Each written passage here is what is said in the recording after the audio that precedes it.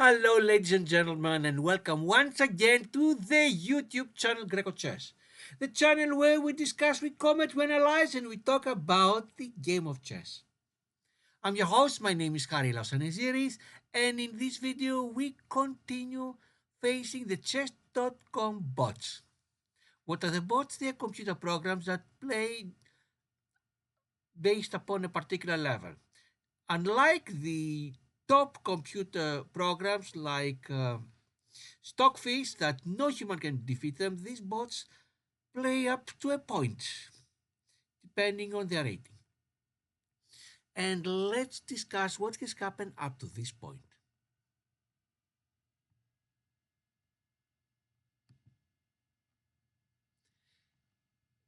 You're going to see here the various bots.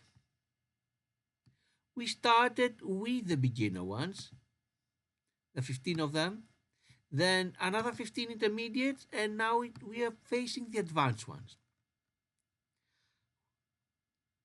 This is bot number 35 that you see here, 15 beginner, 15 intermediate, and this is the fifth advanced one. The previous 34 were finally able to defeat all of them twice, once with white and once with black. In fact, 30 out of the 34 we had no issue, straight victories, no draws or losses. Four of them we had to try a few times until finally we were able to eliminate them. And now it's time for bot number 35 or the fifth advanced bot. It is Joel from Albania.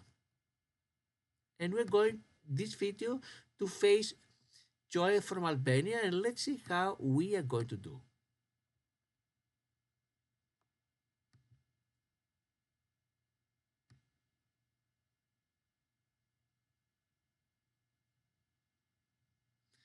And let's modify the screen. And you see here what is happening on the screen. And I'm going to hit the play button. I'm not sure if it can be seen in the video, the play button, because yes, it is this it's below the little rectangle what I'm showing. But the moment I hit it, the game will start. And let's see what Joel wants to tell us before we even begin the game. Joel is telling us, hello, do you study openings? I don't. Now, before we begin, let me tell you, if you're at a very high level, meaning above 2000, openings are crucial because players have mastered all other parts of the game and a lot depends on their understanding of openings. You make an opening that will lead you to a middle game that you feel comfortable with, and ideally you'll end up in a winning end game. From the very opening, you have to think what kind of end game you want. But at the level of 1600, that is Joel's level and my level, it's more important to be accurate and not make mistakes and take advantage of your opponent's mistakes. But let's see what's going to happen. I have the white pieces in this video. In the next one, assuming I win now, I'm going to have the black ones. Hit the play button and off we go. And I start with my pawns, as I like to do. Mainstream, of course it is. And the French defense for Joel that is telling us bonjour, which means good day, since it's a French opening pawn to e6. And I continue with the other central pawn, goes to d4. Queen to h4. Do you see my idea? Of course, see, Joel. You want me to place my pawn on g3 to attack you. Then your queen goes to e4 with a check, and you win my rook on h1. But it's not going to work. I'm sorry, Joel, but I know this idea. That's why I'm going to place my knight on c3 to cover the pawn on e4 and develop my knight. Not a good idea to send your knight first. And now you pin my knight. So if I do nothing, then the knight cannot protect the pawn at e4, and that's why I'm going to put my bishop on d3 to protect the pawn on e4. Let's see what are you going to do now. Attack my pawn on d4. Well, now I'm going to attack your queen, and let's see what you can do, poor Joel. I know what you're up to, of course you know, but what can you do? And now, what can I do? If I put my bishop on g5, queen has only one safe square, g6. But I'm developing your pieces and you're just defending your queen. Your queen goes to g6. and then I can attack it by sending my pawn to e5. Your queen can go to h5. But I'm developing and you're just defending your queen. Let's see, queen goes to g5. Yes, your queen went to g6. What can I do now? I need to be careful. I don't want to lose my bishop.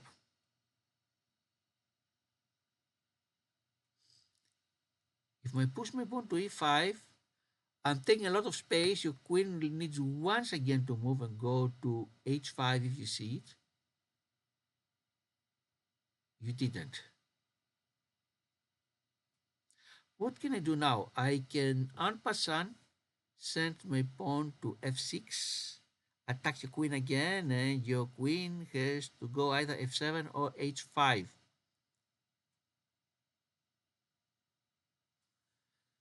Let's take en passant and threaten your queen again. Let's see what is your queen going to do. There it goes. Yes. Now I can attack it with my knight to e5, but this is, what can I say, a useless attack. What would happen if I took your pawn on g7? I attack the rook on h8. Your queen can take it on g7. Let's do it and liberate my bishop.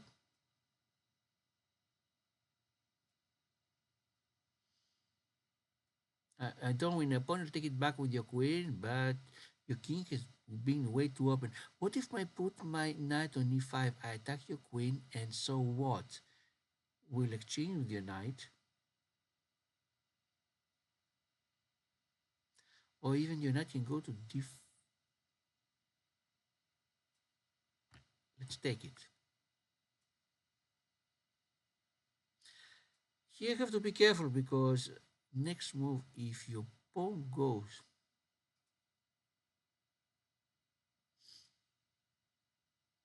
to h6 and I move my yes, you could have attacked my pawn on g2. I don't want. That's what I'm going to do. Castling now.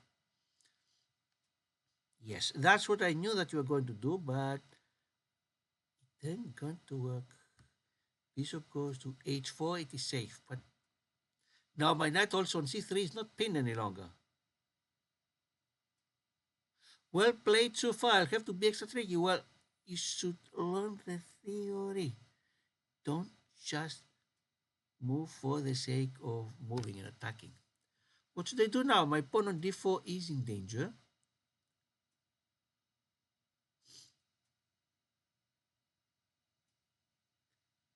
I'm going to send my bishop on e4, being the center of the board. And also have second attack on the d4. Oh, you... Where can I put my bishop? Not too many squares. Back to d3. Are you going to take my knight?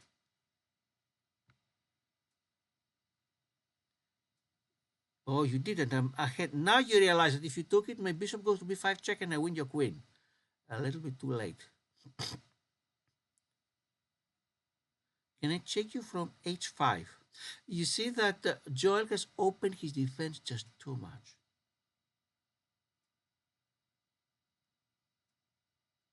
Either we exchange material, it's a good idea, or you lose your castling rights. Anything else I can do?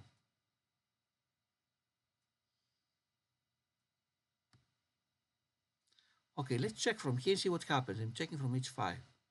I'll have to get, yeah, safe. Now you realize it. Your knight on e7 is pinned.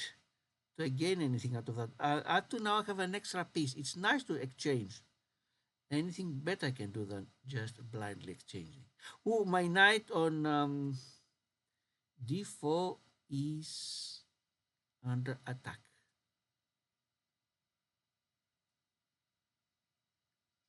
Can I save it somehow?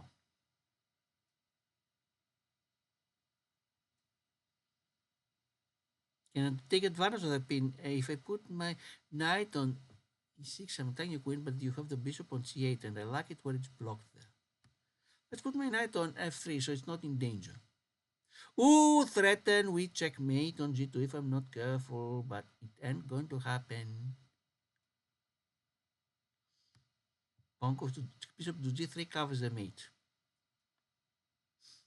You want to exchange bishop to checkmate me? Ha, I know your tricks. Not going to work this time. My knight will go to d2. So if you take my bishop, I take back one my. Anything better I can do. Let's put my knight on d2.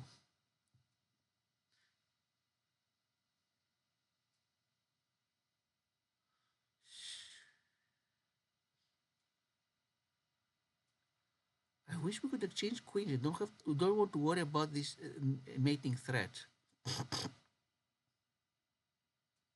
If I take your bishop, it checkmate next move, and I don't want this to happen. What if I put my queen on f3? Ooh, you want now to.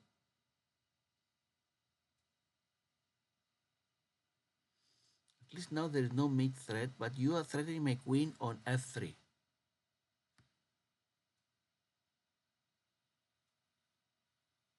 My queen will go to e2.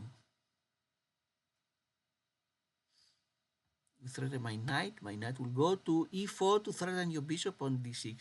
I'm now ahead a piece. If I could only exchange as much as I want to exchange.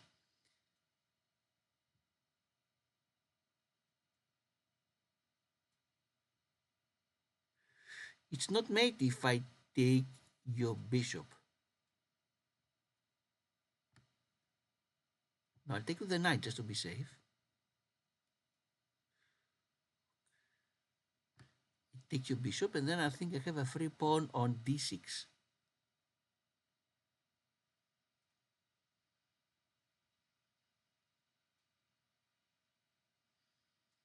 I take your pawn, you don't have a mate, I hope. I'm at. Let's see, what else can I do? Let's take the bishop, the pawn while I still have it, and then +4 in material.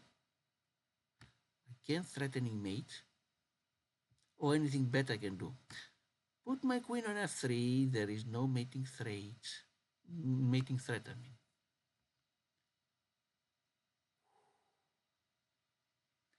Yes, your bishop is trying to do tricks. The problem if I put my queen on g3 is that if your queen on g7 goes anywhere, the rook attacks the queen. So my queen will go to h3, still defending the mate.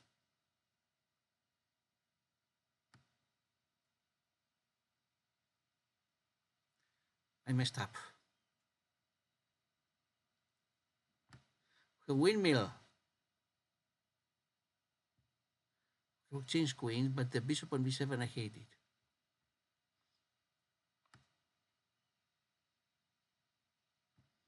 You're going to take back my bishop. Oh, yeah, I should have seen it. Now we are equally material. At least, thanks to my knight on d2, there is no windmill any longer. I'm going to give space to my king.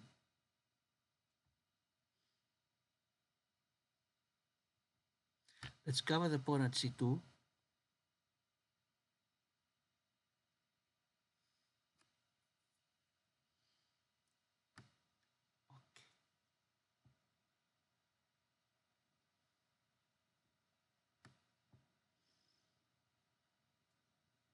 Going to take back the pawn on d4.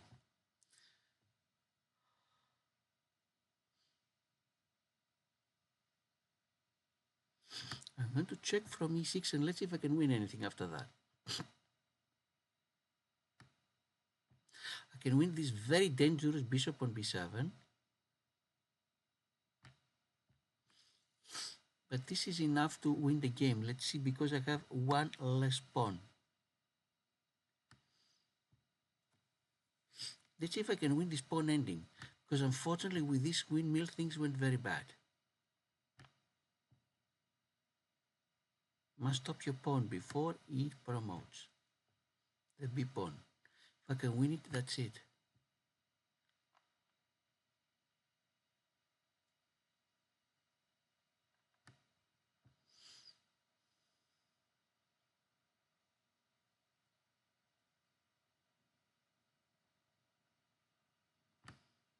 Did I win it? Not exactly, but I don't think your pawn can promote before my pawn. And I'm one square away from promotion.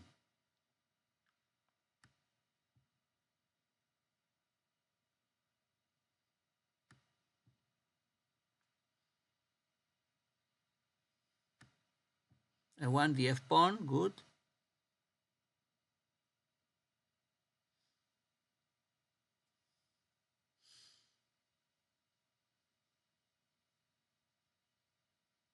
The story is that I have queen and you have two connected pawns. I should not have gone there.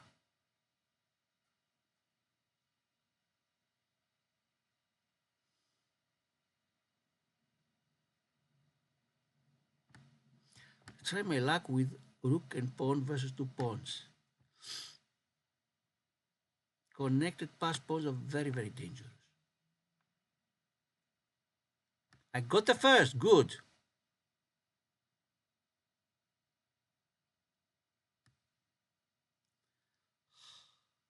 But the second promoted.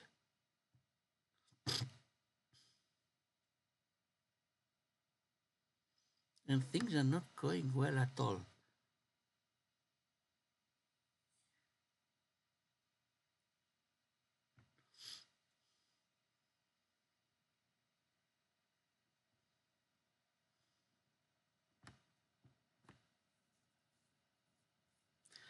It's over. Time for me to resign. And what happened in this game is that I had a very good beginning, had an extra piece, but I let Joel do the windmill. Let's look at the review and we'll play a second game to see if we can beat Joel the second time.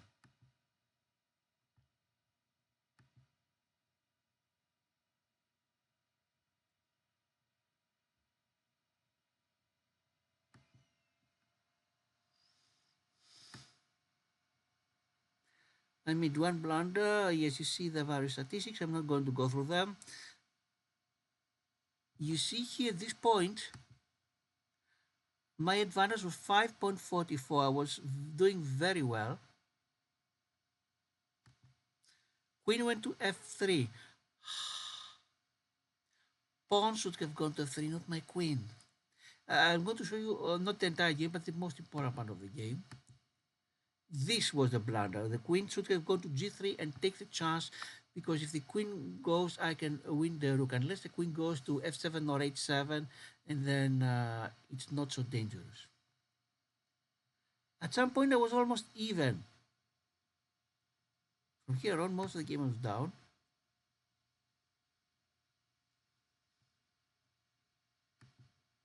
And this was a mistake. I should have gone, yes, had I gone to h3,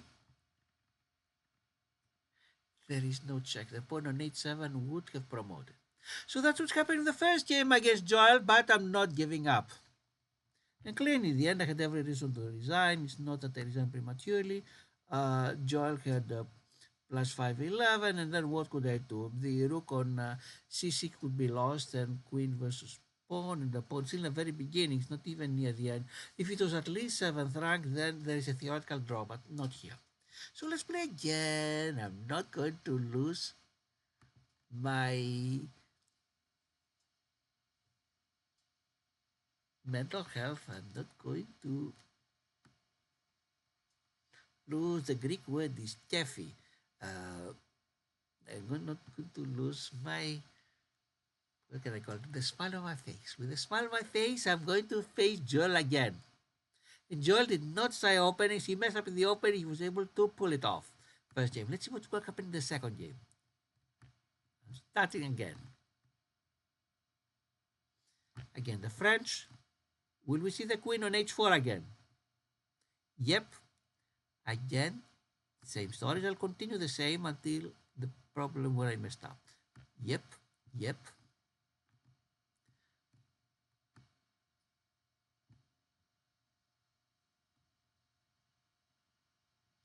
Queen to g4.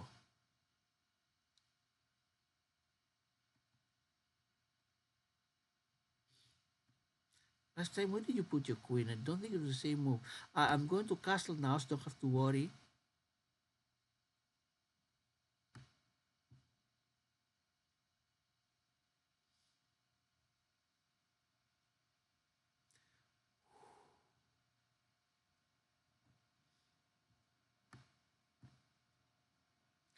Ooh, I'm a pawn behind. Of course, I have better development because Joel has done nothing but to move the king right and left. And let's take advantage of the better development because material wise, I'm not doing well at all.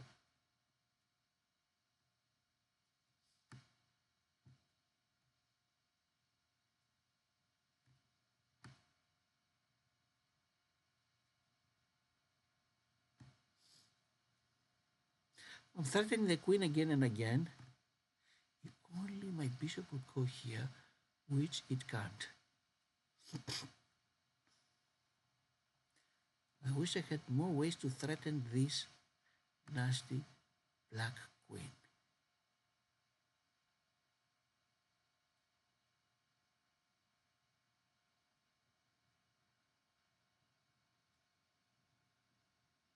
Let's go here for now. You're threatening my knight. It's not going to work. I'm going to win a pawn here. With my rook. Save my rook and win back the pawn that was behind before.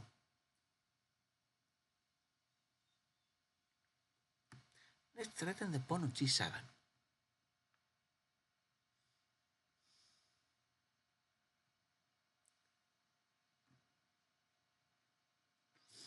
If only your bishop was not on c8, I would have won your rook. Let's put my knight on e5. Ooh, I see it. Yes, so now I need to find. There is a fork I saw it from Joel attacking both my knight and my rook, but I'm going to use my knight to threaten your queen. Danger level, as I say. No, of course you cannot take my rook. My rook goes back to g3.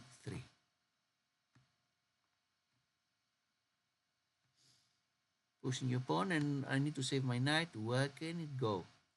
Go back to d2.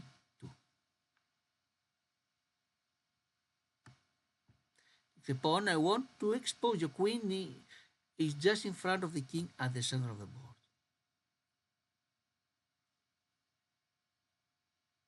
Let's attack the queen again, see what happens.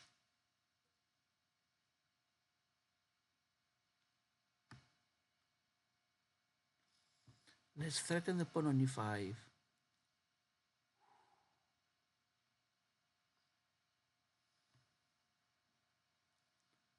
And threaten again the pawn on e5. Got back the pawn, I was behind, but materially we are the same. Oh, your rook threatens my bishop. Also defends the pawn on e4. Attack it a third time.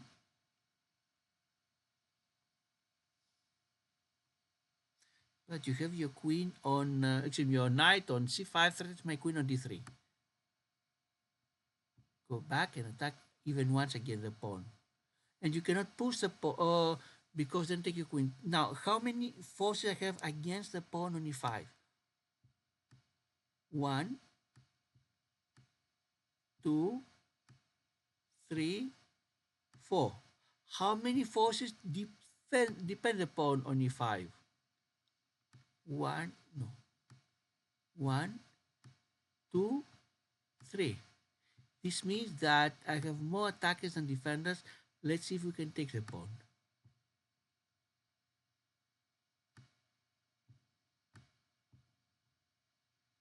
I think now that you said the exchanges, I'm going to be ahead a piece. Not ahead a piece, ahead the pawn, unfortunately, which I was ahead the whole. But I'm ahead the pawn. I'm going to the ending with an extra pawn. But I have double pawns plus back rank issues, which I want to solve now. I don't want any surprises in the back rank.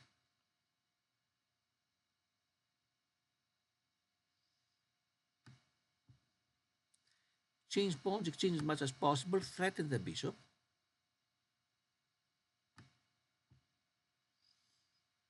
Change.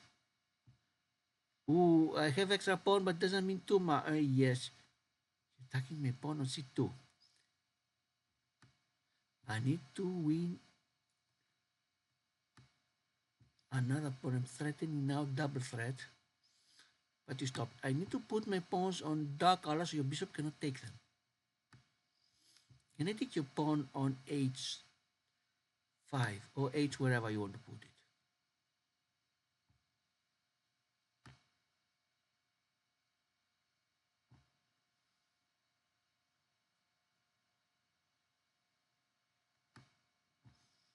Threatening the pawn on d5.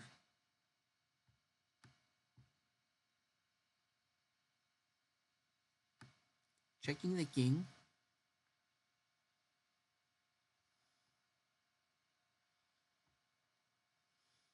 Now I really need to win this pawn on d4 before it promotes.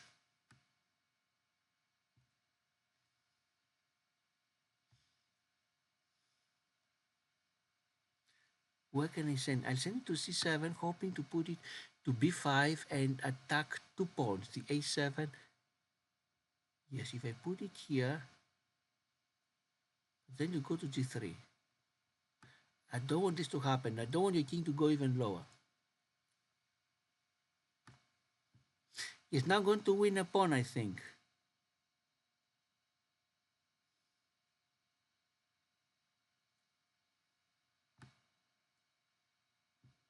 I want the pawn here, so my a pawn is a passed pawn. But the d is more important. The d is way more advanced.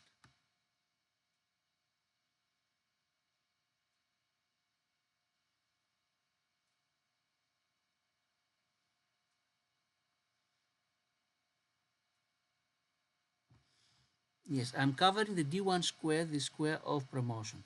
But will I be able to win the pawn? Let's see how much I can push the a pawn. I push it to a5. Can we make it to a8?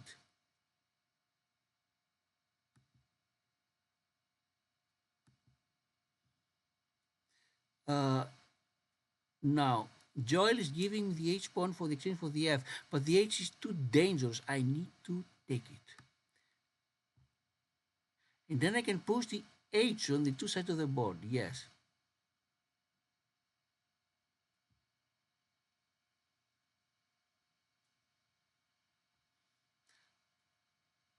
Let's push the a pawn to a7 at least as much as possible.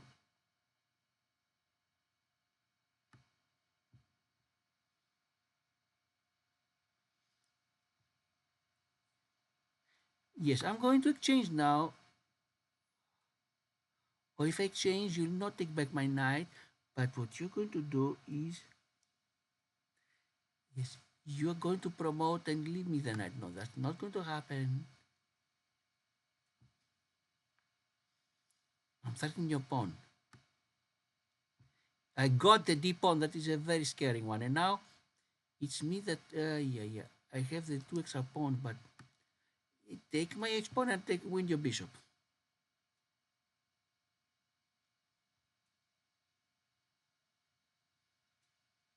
Here, my h pawn has no future.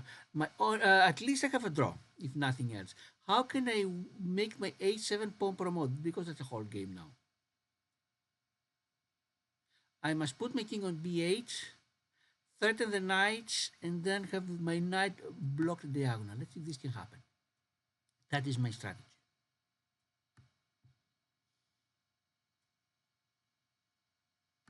I'm going to put my king on b8 to begin with, and my knight on b7.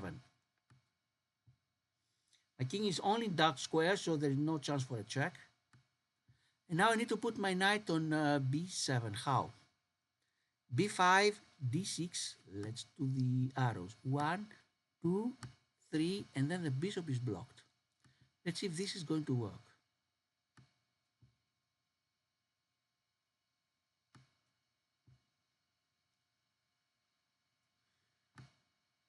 I think it's working, and you're going to see what's happening. Because now my pawn promotes. My knight exactly stopped your bishop.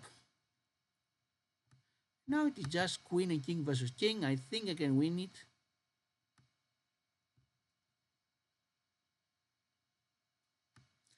We'll just force the king to go to the corner.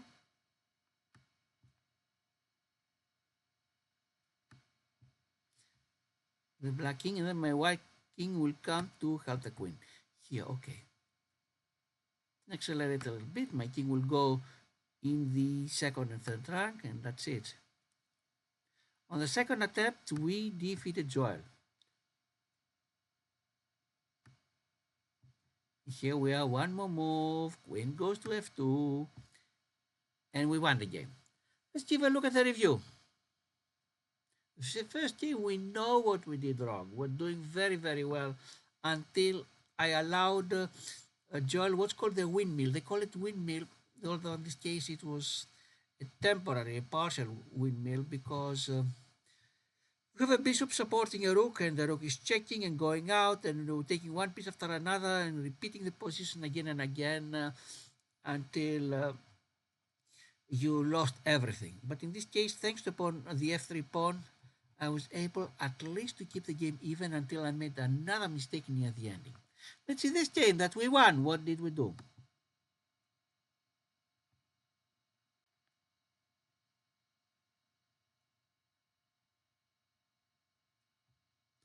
Wonderful.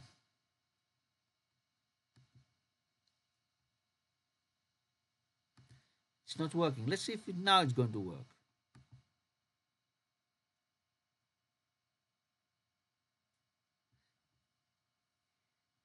It is not working. Game review is currently not working. We apologize for the inconvenience and are working to fix it.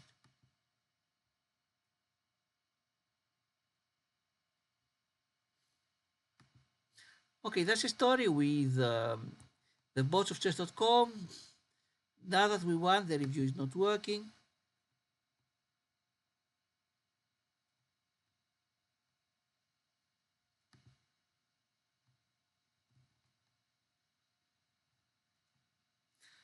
Since it's not working, we'll do the review. Can we do the review ourselves? 80 moves, quite a lot of them. To the review. We started with the king's opening, the French defense, and this is a mistake, really. Do you see my idea? Yes, I'll tell you what is the idea. If one is not careful and does not know it, if one just tries directly to attack the queen with the pawn on g3, queen takes e4 check and wins the rook on h1. And game is over. But at the 600 level, I thought you were better than that, than just trying these tricks. Because if I know it, see what's happening. Then your queen. Here you're able to get an extra pawn, but later I was able to get it back. But while Joel has an extra pawn, I'm developing all my pieces. I got the pawn back. Here, look at that. I should have seen it. I should, one moment too late, that by placing the pawn on f6, Joel has a fork, meaning one pawn attacks knight and rook, and if I move one of them, Joel will take the other. But how did I get out of this fork? Because really, when you see bad things, try to see if there's a way out. And this time there was. A way out, you see, was moving my knight on c4, attacking the queen on d6. So Joel cannot take my rook on g5. We need to move the queen, and then I have enough time to save my rook. One tactical idea that you may have in your mind. So little by little it's coming back. The king is in the center.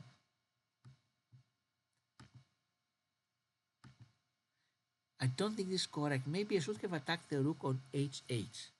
I think that would be better because while Joel will have to move the rook no matter where, Joel loses castling rights.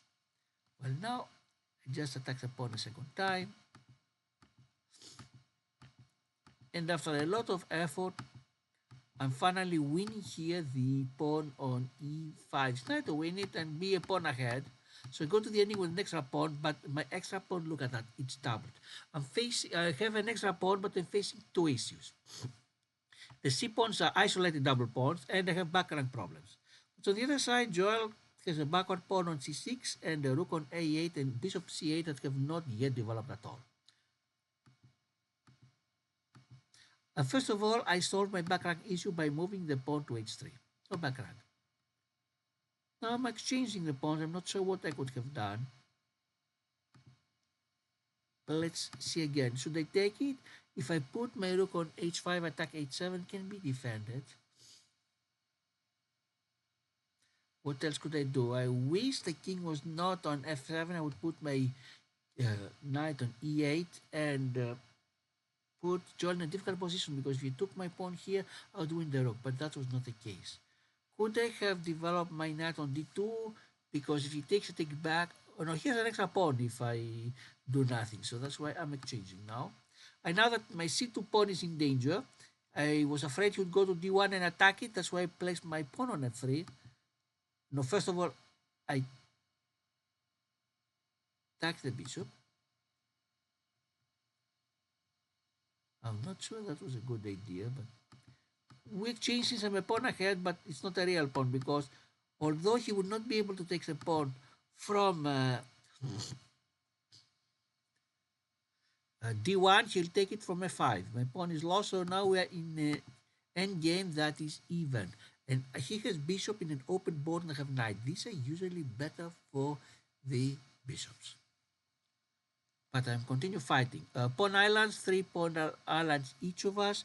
Passed pawns, no passed pawns. I have the F passed pawn, but it's still not 3. Yes, I have one passed pawn and George has none. Attack the pawn on c6, so defends it.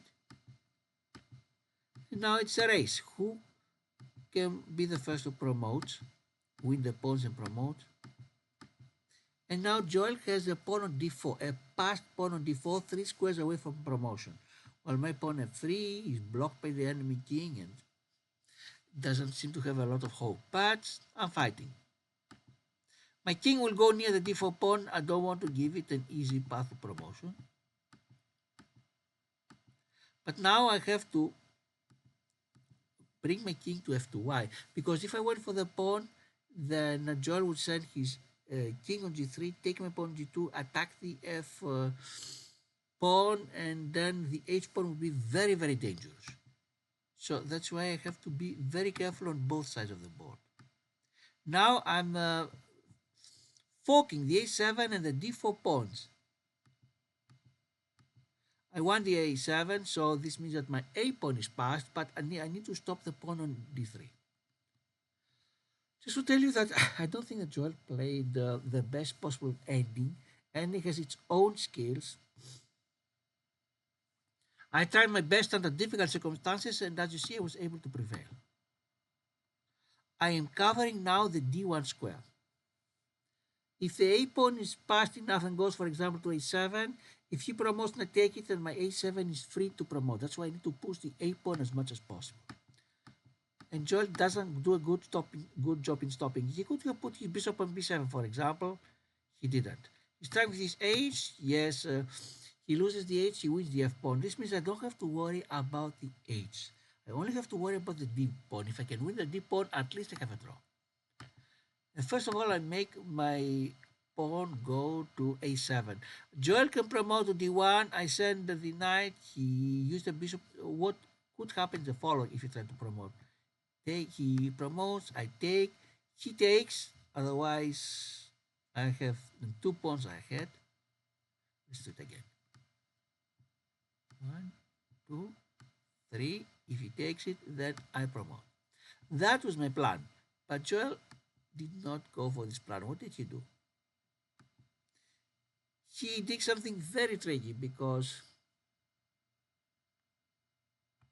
if I take the bishop,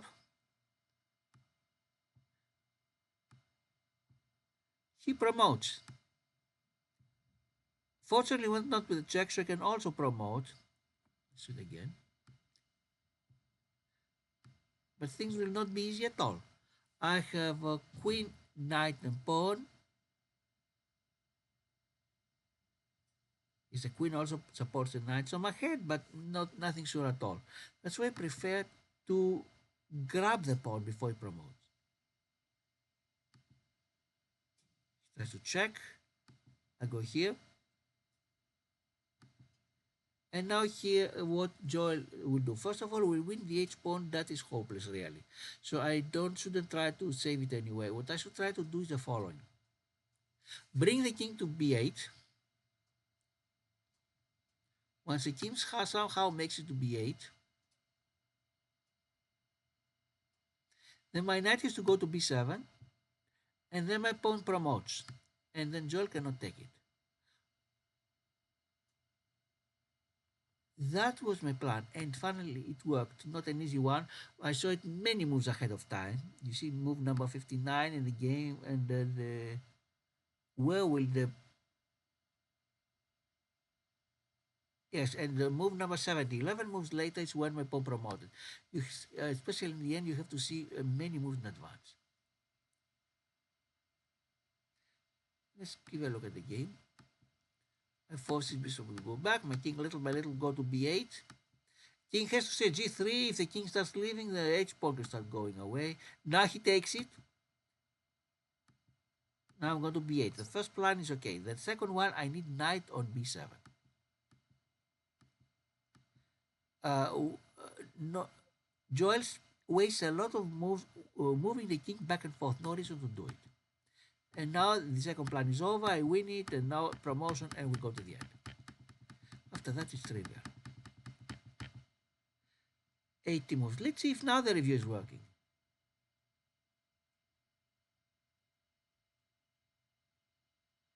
Again, it's not working. So what can we do? Forget about the review.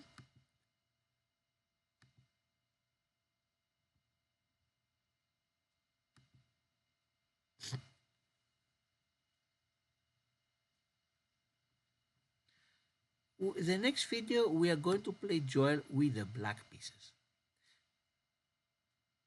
And this is the second of the three bots of a rating of 1600. The next one is going to be Isabel with 1600, and then we'll continue with the 1700. See how far can we go.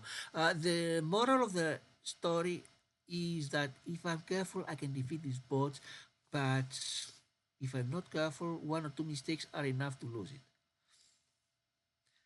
How are we doing in the tournaments? Let's give a look. Tournaments will be following. The grecochess is over. Congratulations to Barak 7, but we are starting the next tournament. Grecochess 64. How are we doing? Again, only one player, myself. Hopefully, many of you can join. Let's see the other tournaments. The annual 2026 with more than 50,000 players starting. 55,394 players started, 6,017 still in the game, and 244 games for round one to end, and I'm already advanced to round two. And the Moonlight Underwater, by the way, has already reached the semi-final, the third round, with 12 players participating. Let's see how things are going. Underwater Moonlighting.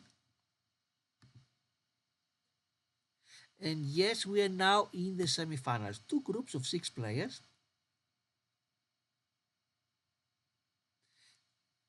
The top 3 will advance to the final round of 6.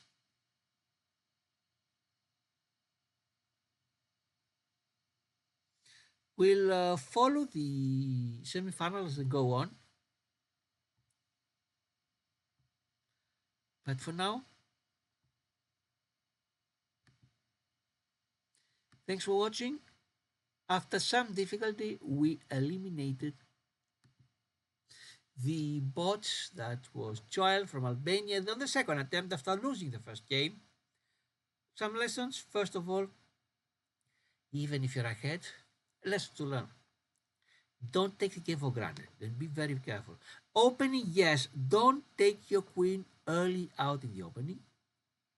The windmill tactic, if you can use it, is great. Another thing was you can win pieces by forks, but if you are subject to a fork, meaning your opponent attacks two of your pieces simultaneously, and you know if you move the one, you lose the other, don't despair. try to see if there is any danger level Zwickensuk intermediate move, like I saw attacking the queen and I saved my rook. And finally, end game is very crucial. Every move counts. My opponent had some advantage because Joel had bishop versus knight on an open board that favors a bishop. What did I do as defending side? First of all, made sure that my pawns were on dark color, the opposite color of the bishop. And second, to find one of them, the a pawn, and push it as far as possible. And while the black king was wasting moves going back and forth, my king went next to support the pawn. But if the pawn would not promote, king and knight cannot win the game. So what I did is I wanted to promote the pawn, and since the opposite bishop is the one blocking it, I placed my knight on b7 exactly next diagonally from the promotion square and block it. Some lessons to learn. Hopefully we can apply them in our real games. As I mentioned before, next video I'm facing duel with the black and with the white pieces. I had a difficult time in matching the black pieces. But we're going to have some fun together. Win or lose, let's have some fun. Once again, thanks for watching. To the subscribers, the viewers, the likes, the comments. This is grecochess. I'm your host, Karelas in the series, and goodbye.